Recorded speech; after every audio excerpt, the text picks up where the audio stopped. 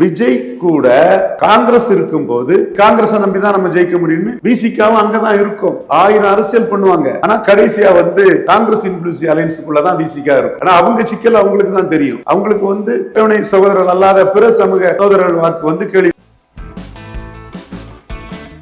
ரெமிஸ்டர் candidate இல்லாம 2024 எடப்பாடிக்கு என்ன நிலைமை உருவாச்சு? அவருக்காவது பேக்கிங் கம்யூனிட்டி இருக்கு. 1 இயர் வெள்ளாள கவுண்டர். உங்களுக்கு பேக்கிங் கம்யூனிட்டின்னு என்ன இருக்குது? 2வது பெரிய தலைவரா தமிழ்நாட்டில் அனைத்து ஜாதி மக்கள் ஆதரவோட நீங்க இருக்கு. பட் பேக்கிங் கம்யூனிட்டி ஆட்டு எடப்பாடிக்கு இருக்குது மாதிரி திராவிட முன்னேற்ற கழகத்துக்கு பேக்கிங் கம்யூனிட்டி இருக்கா? மனச்சான்றோட நான் சொல்றேன். குளத்தூர்ல நீங்க உங்களை யார் தோப்படிச்சா என்ன இது ஏங்கிறத நீங்க ஆய்வு பண்ணி. நாம் தமிழர் நிலைப்பாடு மக்களை ஏமாற்றக்கூடாது, தனிச்சு நிற்கணும் தான் சொல்றாரு. ஒருவேளை அவர் கூட்டணிக்கு போறாருன்னு வச்சுக்கிட்டு என்ன கூட்டணி போவார்? காங்கிரஸ் கூட கூட்டணி போவாரு. கண்டிப்பா ராகுல் கூடயோ சோனியா கூட அவர் கூட்டணி போக போறாரு. இன்னும் அழிவுல இருந்து கட்சி வந்ததுன்னு சொல்றாரு. அப்போ அவர் யாரு கூட கூட்டணி போவாரு? மோடி பிரதமர் தான் அந்த முடிவு எடுத்தாக வேண்டிய சூழ்நிலை.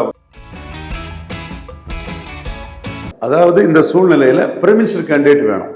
விஜய்க்கு பிரைம் மினிஸ்டர் கேண்டிடேட் இருக்குது, தாராளமா இருக்கும். அவர்கிட்ட 35 விழுக்காடு வாக்கு இருக்கும் போது அங்கதான் போய் ராகுல் காந்தியும் ஒரு கணக்கு போட்டு விஜய் ஏத்துக்கிட்டாச்சு. அப்போ விஜய் ராகுல் அவங்க ராஜ்யசபா, உள்ளாட்சி, பிஎம் கேண்டிடேட் 3க்கும் அவங்க அக்ரிமெண்ட் போட்டாச்சு. லோக்சபா அக்ரிமெண்ட் போட்டாச்சு. இப்ப விஜய் கூட காங்கிரஸ் இருக்கும் போது சரி காங்கிரஸ் நம்பிதான் நம்ம ஜெயிக்க முடியும்னு பிசிகாவும் அங்கதான் இருக்கும். 1000 அரசியல் பண்ணுவாங்க.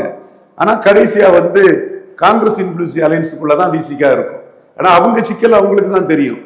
அவங்களுக்கு அட்டவணை சகோதரர்கள் அல்லாத பிற சமூக சகோதரர்கள் வாக்கு கேள்விக்குறி. கிறிஸ்டின் முஸ்லீம் கன்சல்டேஷன் தான் அவங்களுக்கு பலம். அந்த கன்சல்டேஷனை யார் கொடுக்க முடியும்? ராகுல் தலைமை தான் கொடுக்க முடியும். தாவேகா செல்வாக்கு பிளஸ் ராகுல் பிரைம் மினிஸ்டருங்கிறது. அப்போ அவங்க அங்கதான் நிற்பாங்க. முஸ்லீம் லீக் அதிகாரத்தில் இருக்காங்க, பிசிக்கு அதிகாரத்தில் இருக்காங்க. அப்போ அவங்க அங்கதான் நிற்பாங்க. சிபிஎம் சிபிஐ அவங்களும் வெறும் திமுக நம்பி எப்படி ஜெயிக்க முடியும்? பார்லிமெண்ட் எலெக்ஷன்ல பிரைம் மினிஸ்டர் கேண்டிடேட் இல்லாத இடத்துல மதிமுக சொல்லவே வேண்டாம். அப்போ இந்த கட்சிகள் 6 கட்சிகளும் தெளிவா தாவேகா தலைமையில ராகுல் பிரதமர்னு அந்த அணியில தான் 100 விழுக்காடு நிற்பாங்க. எனக்கு இதுல மாறுபட்ட கருத்தே இல்லை. சொல்லுக்குள்ள சீட்டு பேரங்கள் இருக்கும் அங்கங்க. அது அரசியல் பண்ணத்தான் செய்வாங்க. கொடுக்குற சீட்டை வாங்கிட்டு போக மாட்டாங்க. இன்னும் சொல்ல போனா தாவேகா ராகுலுக்கு அதிக சீட்டு கூட திமுகவில் வாங்கினதை விட அதிக சீட்டு கூட எல்லாரும் கொடுக்கலாம். பார்லிமெண்ட் எலெக்ஷன் முக்கியமல்லன்னு கூட அவங்க கொடுக்கலாம். அது அவங்க அந்த ஒரு முடிவு தான் எடுப்பாங்க. அதுக்கான வாய்ப்புகள் தான் சாத்தியம் இருக்குது. அப்ப பிரைம் மினிஸ்டர் கேண்டிடேட் இருக்கக்கூடிய இடத்துல தான் பாமகவும் இருக்கும், பிரைம் மினிஸ்டர் கேண்டிடேட் இருக்கக்கூடிய இடத்துல தான் பிசிகாவும் இருக்கும். அப்படிப்பட்ட சூழ்நிலையில மோடி பிரதமர்னு 4வது முறை பாமகவும் ராகுல் பிரதமர்னு 3வது முறை பிசிகாவும் இருந்தா வட தமிழகத்துல திமுகவுக்கு கூட்டணிக்கு யாரு? நான் யதார்த்த சூழ்நிலை தான் சொல்றேன். நான் மோடி பக்தர். மோடி 4வது முறையும் பிரதமர் ஆகணும்னு நினைக்கிறேன்.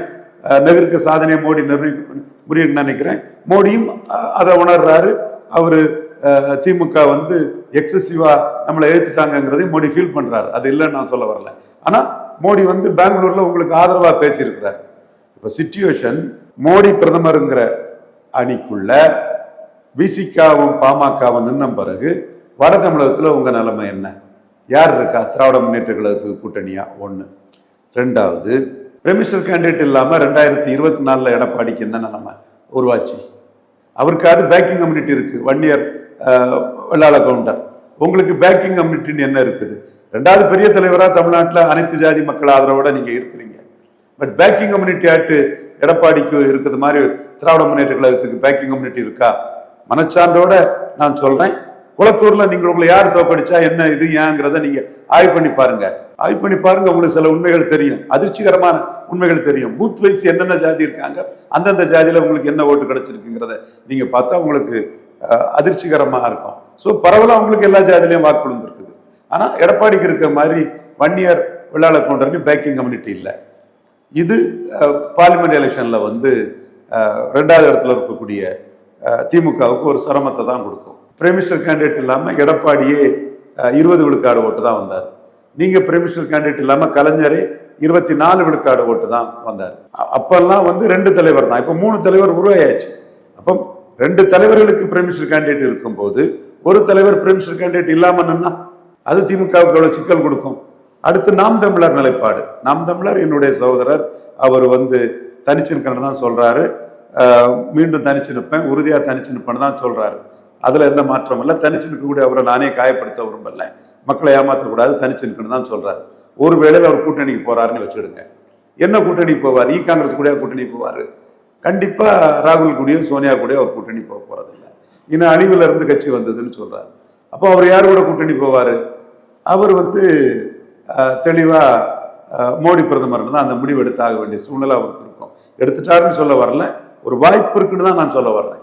ஸோ ஸ்வாட் அலையன்ஸ் படி ஸ்ட்ரென்த், வீக்னஸ், ஆப்பர்ச்சுனிட்டி, த்ரெட்னு பார்த்தா திராவிட முன்னேற்ற கழகத்துக்கு பார்லிமெண்ட் தேர்தல் பிரைம் மினிஸ்டர் கேண்டிடேட் இல்லாத ஒரு வீக்னஸ். அதுல மோடி பிரதமருங்கிறதுல அண்ணாமலையை எதிர்கொள்ளதுக்கு யோசிக்கிறாரு. ஸோ அது அவங்களுக்கு ஒரு பெரிய பிளஸ்ஸா வேற நிற்கும் மோடி பிரதமருங்கிறது.